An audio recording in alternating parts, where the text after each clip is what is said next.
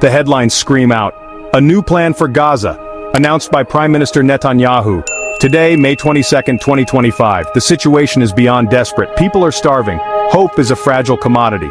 This plan arrives amidst chaos, a deepening humanitarian crisis, a region on the brink. The backdrop is grim. Months of devastating conflict. The war began October 7, 2023, a brutal Hamas attack on Israel. Over 1,200 Israelis lost their lives, hundreds taken hostage. Israel's response has been relentless. Gaza's health ministry reports over 53,000 Palestinians killed, mostly women and children. A humanitarian catastrophe unfolds daily. Netanyahu's government now offers this, a new strategy for aid. They say it will help civilians, a lifeline they claim. But many are asking questions. Is this genuine relief, or is it a public relations move? The stakes could not be higher. Lives hang in the balance. So, what is this new plan? At its heart, a safe humanitarian corridor. This is the promise made. A pathway for aid, a way to reach those in need. But the details are crucial. How will it work? Who will control it? And can it truly be safe? These are the pressing questions. A key element, a sterile zone, planned for southern Gaza. The idea is to move civilians there. This zone is intended to be Hamas-free, a sanctuary from the fighting. But how do you create such a zone? How do you ensure its integrity? And what about those unwilling or unable to move? The logistics are daunting, the implications profound. New aid distribution points are planned, operated by American companies. This is a significant development. The IDF will secure these locations. Private contractors will also be involved, guarding the distribution. 4 hubs are being built initially, more are planned, even in the north. A complex web of actors, a new model for aid delivery. The plan is out, but not everyone is convinced. Far from it. International allies express caution. Aid organizations are sounding alarms. Their experience on the ground is vast. They see potential problems, serious, life-threatening problems. The skepticism is palpable, and it is growing louder. The United Nations has weighed in, along with various humanitarian groups. They have largely rejected this new system. Why? They fear it could allow Israel to use aid as a weapon, to control who gets what, and when. They also worry about forced displacement, a deeply troubling prospect for a population already uprooted, multiple times, for many. UNRWA's chief, Philippe Lazzarini, was blunt. He called the new plans a waste of resources. He condemned the displacement, especially of northern Gaza residents. A UN spokesperson made it clear, the UN will not participate, not in the GHF's operation, the Gaza Humanitarian Foundation, citing concerns over impartiality. Despite new plans, old realities persist. Aid is still largely not reaching Palestinians, those who desperately need it.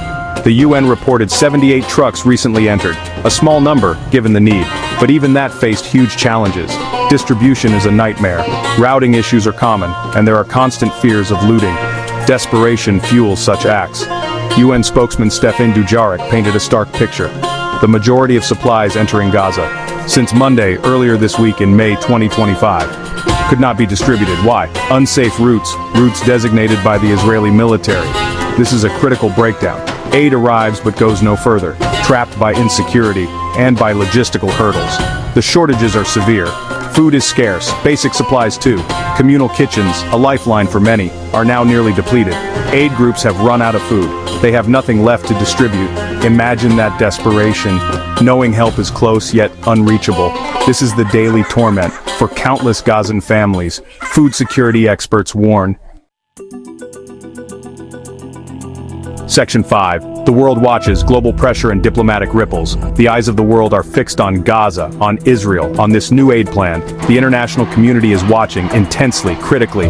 Pressure is undeniably building. From capitals around the globe, governments are speaking out, demanding action, demanding accountability. The situation is too dire to ignore. The human cost, too high. There are widespread calls for more consistent aid deliveries, for impartial distribution. The United States has voiced this. The United Nations is adamant. Many other nations join the chorus. They want guarantees that aid will reach civilians, without political interference, without becoming a tool of war. A recent diplomatic incident adds to the tension.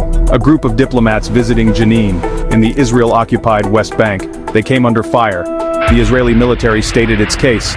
the delegation deviated from their approved route. Warning shots were fired, they said, but this explanation has not satisfied everyone. Far from it, in fact, it has sparked further outcry. Section 6. Echoes within. Israel's divided voices on the path forward. Inside Israel itself, the debate is fierce. There is no single unified voice on this new aid plan, or on the broader war strategy. The nation is grappling with hard questions, and opinions are deeply divided. This reflects the complexity of the situation, and the immense pressures Israel faces. The path forward is far from clear.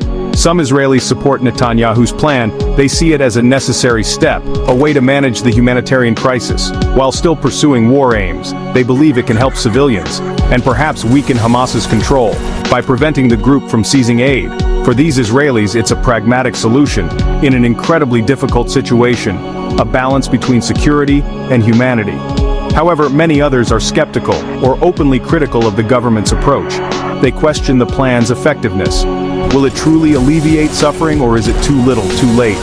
They also voice concerns about the long-term consequences for Gaza, for Israel, for the region. These voices worry about moral implications and the sustainability of such measures. Section 7. Navigating the unknown, potential outcomes and lingering questions. So, what happens now? The plan has been announced, the intentions stated, but the future remains deeply uncertain. Many factors will determine its fate: the security situation on the ground, the cooperation of various actors, the sheer scale of the humanitarian need. It is a journey into the unknown, with countless lives at stake. If the plan succeeds even partially, what could that look like? Could it genuinely alleviate some suffering?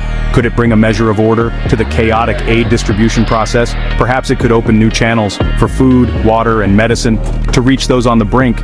This is the hopeful scenario, the outcome many desperately wish for. But what if the plan fails? Or worse, what if it exacerbates the crisis? Could it lead to more chaos, more confusion, more desperation? Section 8. The verdict is yours, weighing hope against harsh realities. We arrive at the crucial question: what are we to make of all this? Prime Minister Netanyahu's new aid plan. Is it a genuine beacon of hope?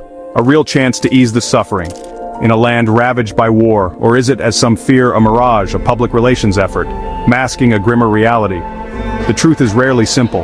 The promises are certainly bold: a safe humanitarian corridor, aid for the desperate and starving, a system to bypass Hamas. These are significant claims, but the challenges are monumental. The logistical hurdles are immense. The security situation is volatile, and trust is in very short supply on all sides of this conflict. Skepticism, as we've seen, is high, from international bodies, from aid groups, who have years of experience in these very challenging environments. The needs on the ground are overwhelming.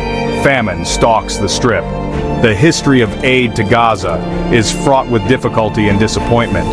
Past promises have often fallen short, leaving a legacy of doubt. Ultimately, the true measure of this plan will be its impact on the people of Gaza.